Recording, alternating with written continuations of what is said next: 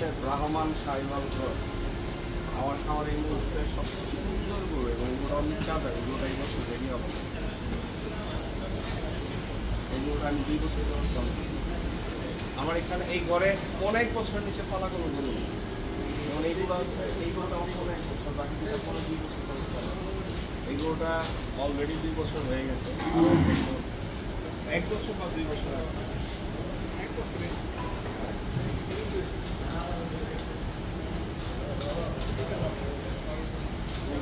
যারা